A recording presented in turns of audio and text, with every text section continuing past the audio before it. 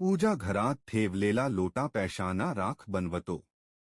विसरूनही या 10 चुका करू नका, नाहीतर पूर्ण घर होते उद्ध्वस्त. प्रिय दर्शक हो, तुम्हीही बहुतेक लोकांच्या पूजा मंदिरात एक लोटा पाणी भरलेला नक्कीच पाहिला असेल.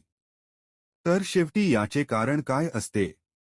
पूजा घर मंदिरात लोटा पाणी ठेवावे की नाही, यासोबत जे लोक त्यांच्या पूजा मंदिरात एक लोटा पाणी भरून ठेवतात, तर महाराज हा लोटा कोणत्या धातूचा असावा? पित्त, तांबे की काहीतरी वेगळे? अनेक लोक याबद्दल अनावधानाने चुका करतात आणि नंतर त्यांना पश्चात्ताप होतो. तर महाराज आज आपण तुम्हाला सांगणार आहोत की तुम्हाला या चुका कशा टाळायच्या, कारण यामुळे तुम्हाला नुकसानही होऊ शकते. तर महाराज शेवटी हे ठेवण्याचा योग्य मार्ग काय असतो? यासोबत महाराज पूजा घर मंदिरात जो दिवा लावला जातो तो कोणत्या धातूचा असावा? तांब्याच्या, लोखंडाच्या, पितेच्या, कांस्याच्या, स्टीलच्या की मातीच्या? शेवटी कोणता दिवा ठेवावा? कारण महाराज योग्य दिव्याची निवड न केल्यास देखील तुमच्या घरात अडचणी येऊ शकतात.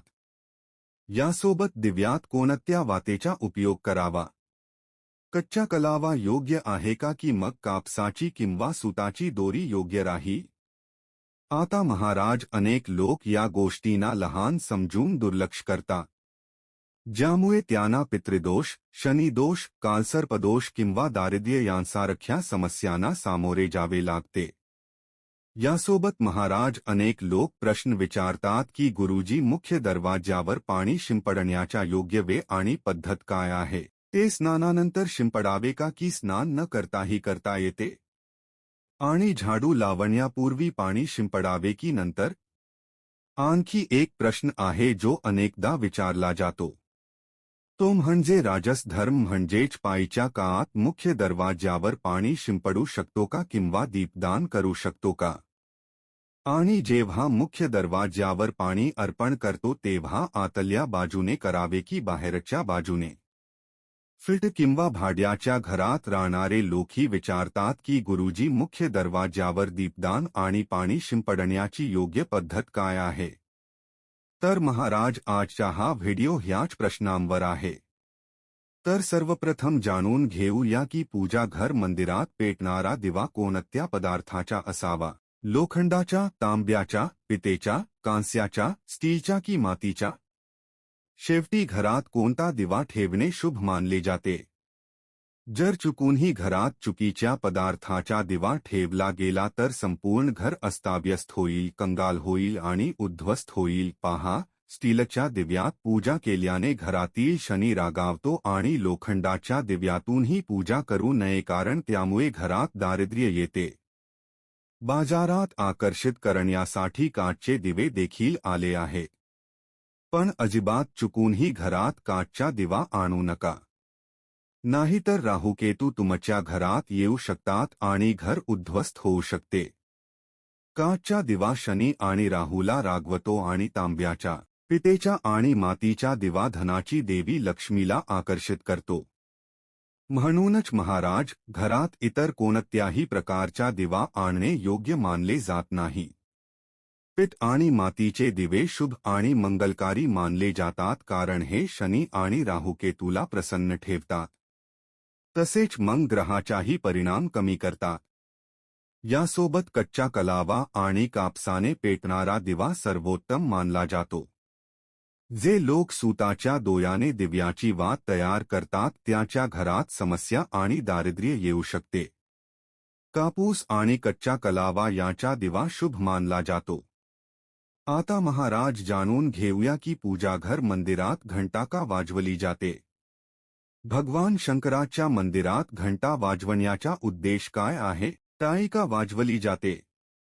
तर महाराज शास्त्रानुसार जेव्हा तुम्ही मंदिरात किंवा घराच्या पूजाघरात घंटा वाजवता तेव्हा शिवमहापुराण, लिंगपुराण आणि विष्णुपुराणात असे म्हटले आहे की घंटानाद होताच जितकी तीर्थक्षेत्रे आहेत, साधक जे साधना करत आहेत, जप आणि तप होत आहेत, जितकी दाने दिली जात आहेत, त्या सर्वांचे पुण्य त्या क्षणी तुमच्या खात्यात जमा होते. आता मंदिरात टाळी वाजवण्याचे महत्त्वही समजून घ्या. जेव्हा लोक भजन करत असतात, साधनेत असतात, अभिषेक करत असतात किंवा पूजेत व्यस्त असतात तेव्हा 3 वेळा टाळी वाजवल्याने त्याचे संपूर्ण पुण्य आपल्या खात्यात येते, ज्यामुळे आपले भाग्य उज्ज्वल होते.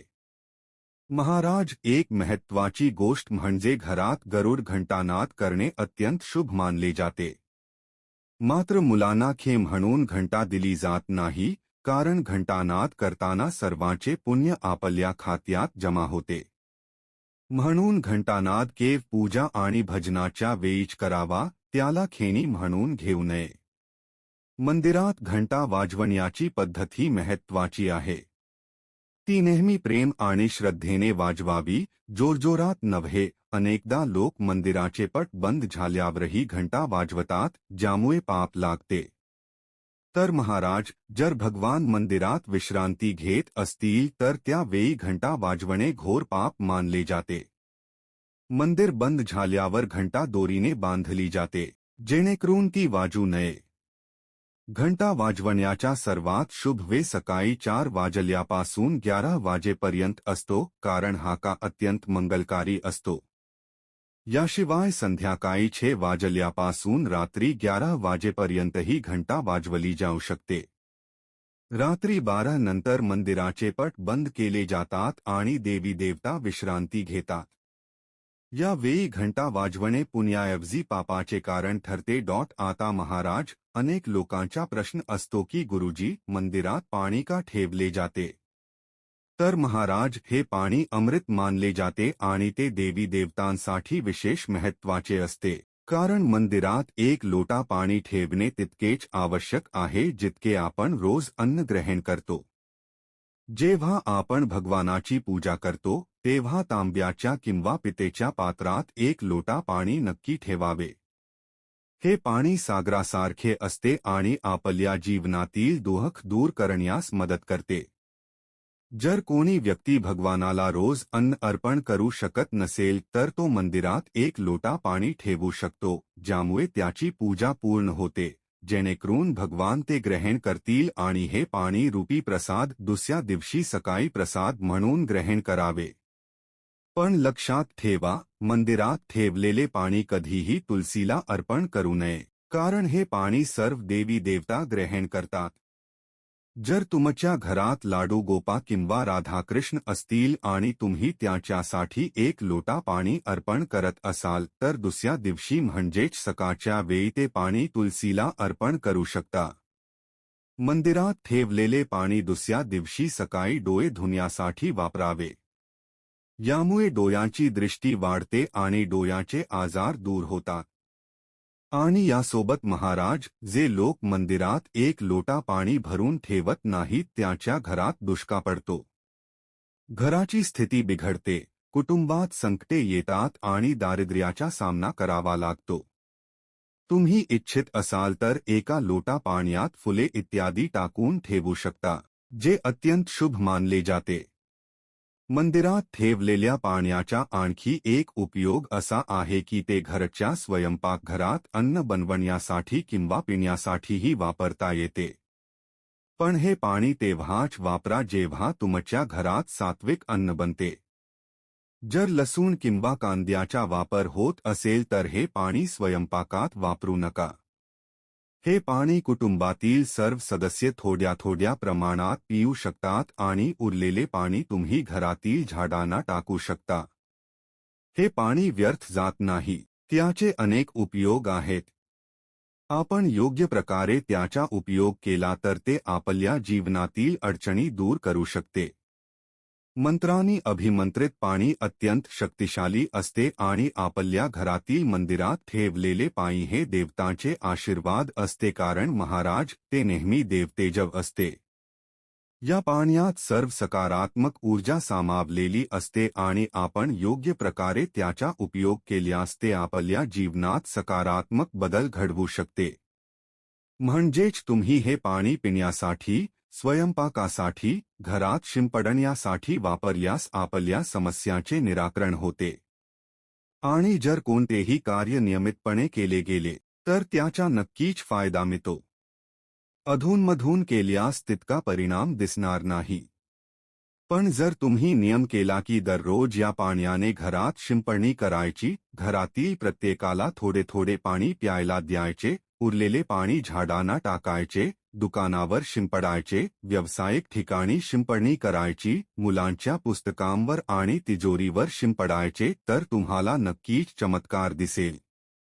अशा प्रकारे स्वयंपाकघरात ठेवलेले पाणी घराच्या मुख्य दरवाज्यावर शिंपडल्यास त्याचा परिणाम फार लवकर दिसतो, पण हे आपल्या दैनंदिन दिनचर्येत समाविष्ट करावे लागेल आणि दररोज नियमाने हे कार्य करावे लागेल, तेव्हाच फायदा होईल. महाराज, अनेक लोक विचारतात की गुरुजी, मंदिरात ठेवलेले पाणी जेव्हा आपण दुसऱ्या दिवशी घेतो तेव्हा कधी कधी त्यात किडेमकोडे पडतात. तर आपण ते झाकू शकतो का? हो, तुम्ही ते पूजेच्या नंतर एखाद्या ताटाने किंवा वाटीने झाकू शकता. दुसऱ्या दिवशी जेव्हा तुम्ही ते पाणी घ्याल तेव्हा ते पूर्णपणे शुद्ध आणि स्वच्छ असेल. महाराज, तुम्ही या पाण्याचा उपयोग कोणत्याही कार्यासाठी करू शकता. जेव्हा तुम्ही घराच्या मुख्य दरवाज्यावर पाणी शिंपडता तेव्हा भगवान गणेशाचा मंत्र गं गणपतीये नमः अवश्य म्हणा.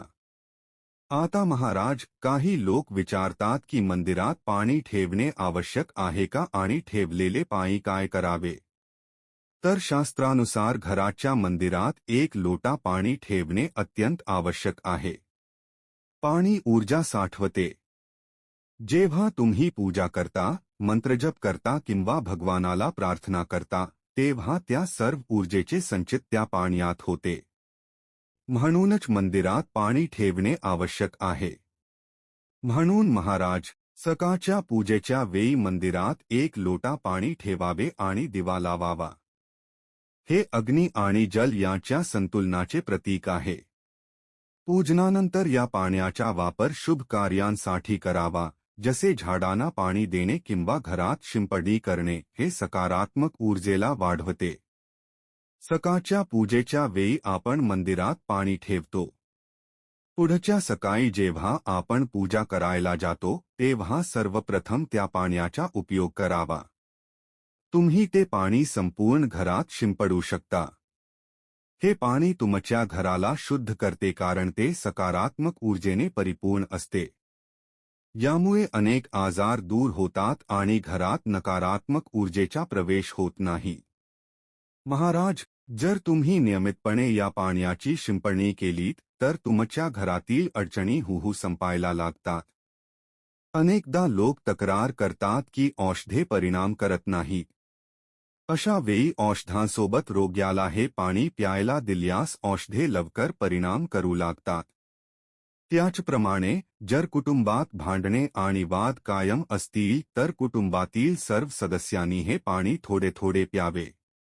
यामुळे हळूहळू सकारात्मक विचारांचा प्रवाह सुरू होतो आणि घरात शांतता व एकोपा येतो.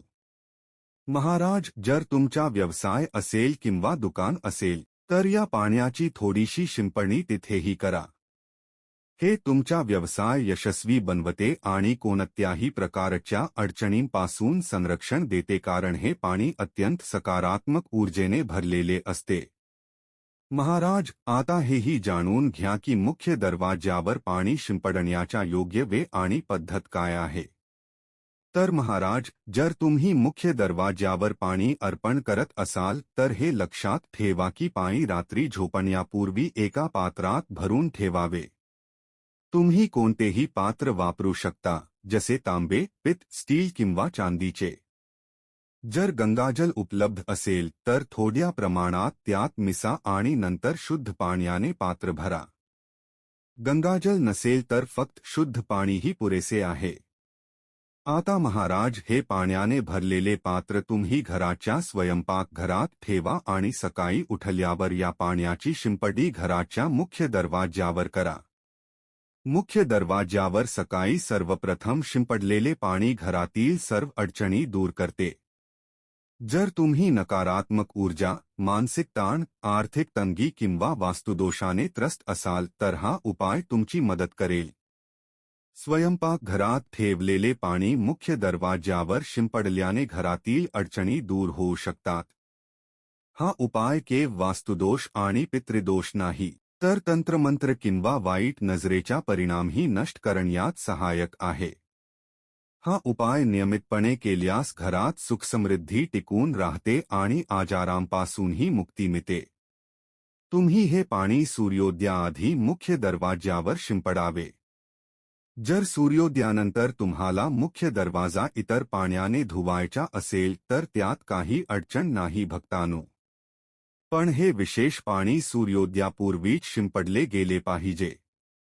अब महाराज, कई लोग पूछते हैं कि क्या यह जल छिड़कने से पहले पासून सुरू होणारा? आता महाराज, बरेच लोक विचारतात की हे पाणी शिंपडण्याआधी स्नान करणे आवश्यक आहे का किंवा स्नान न करता देखील हे करता येते का?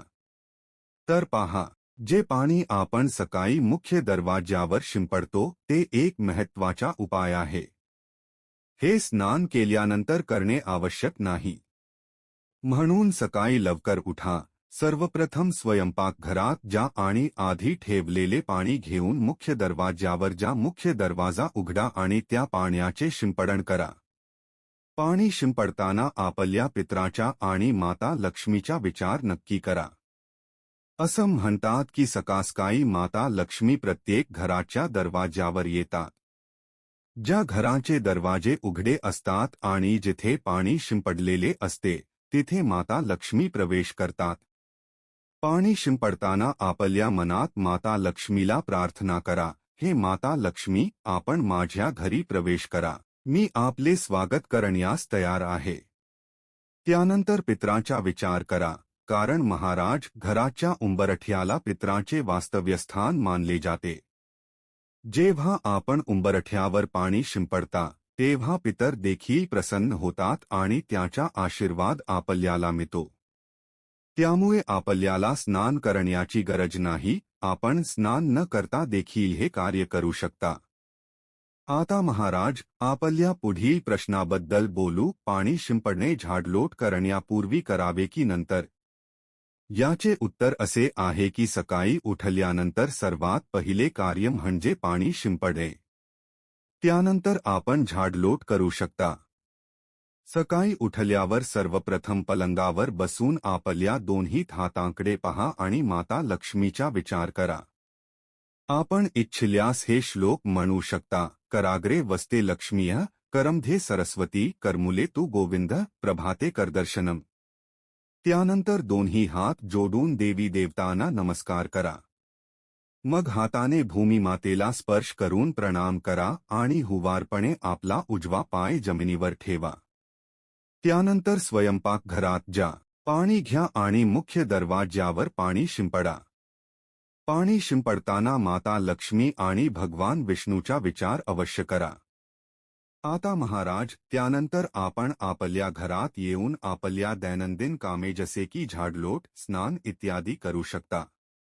आता काही लोक विचारतात की पाणी शिंपडल्यानंतर मुख्य दरवाज्याची सफाई करता येते का? तर हो, आपण तसे करू शकता. आधी स्वयंपाकघरात ठेवलेले पाणी मुख्य दरवाज्यावर शिंपडा. त्यानंतर थोडं अधिक पाणी घेऊन मुख्य दरवाज्याची नीट सफाई झाडूने किंवा पाण्याने करू शकता. आता महाराज, काही लोक विचारतात की जर ते फ्लॅटमध्ये किंवा भाड्याच्या घरात राहतात तर पाणी शिंपडणे आणि दीपदान कुठे करावे? याचे उत्तर असे आहे की आपण जिथे राहता तिथल्या गेटलाच आपला मुख्य दरवाजा समजा. म्हणजे ज्या दरवाज्यावर आपले नाव लिहिलेले आहे किंवा नेमप्लेट लावलेली आहे तिथेच पाणी शिंपडायचे आणि दीपदान करायचे. जर आपल्याकडे एकच खोली असेल तर त्या खोलीच्या दरवाज्यालाच मुख्य दरवाजा समजा आणि तिथेच हा उपाय करा. आता पुढचा प्रश्न, मासिक पाळीच्या काळात मुख्य दरवाज्यावर पाणी शिंपडता येते का आणि दीपदान करता येते का? तर महाराज, पाणी शिंपडण्यावर मासिक पाळीचा काही परिणाम होत नाही. आपण पाणी शिंपडू शकता, पण दीपदान हे धार्मिक कर्मकांडात मोडते, जे शुद्धता नसताना करता येत नाही. म्हणजेच मासिक पाळी संपल्यानंतरच आपण नित्य दीपदान करू शकता. आता महाराज, आपण बोलूया की घराच्या बाहेर आणि आत दीपक लावल्याने काय फायदे होतात. विशेषतः घराबाहेर दीपक लावल्याने होणारे 5 मोठे फायदे ऐकून आपण थक्क व्हाल. भगवंताची पूजा करताना दीपक लावण्याचे महत्त्व तर आपण सर्वांना माहीतच आहे, कारण हिंदू धर्मात देशी तूप किंवा मोहरीच्या तेलाचा दिवा लावणे अत्यंत शुभ मानले जाते. तसेच तिळाच्या तेलाचाही दिवा लावला जातो. पण भगवंतासमोर दीपक लावणे हे केवळ पूजेचा एक भाग नसून घराच्या आत आणि बाहेर दीपक लावल्याने अनेक लाभ मिळतात. दीपक लावल्याने केवळ सकारात्मक ऊर्जा निर्माण होत नाही, तर 5 मोठे फायदेही मिळतात. तर चला जाणून घेऊया. पण त्याआधी महाराज, व्हिडिओला एक सुंदरसा लाईक जरूर करा, चॅनलला सबस्क्राईब करा आणि कमेंट बॉक्समध्ये नमः शिवाय किंवा हर हर महादेव जरूर लिहा, जेणेकरून महादेवाचे आशीर्वाद तुम्हालाही मिळतील.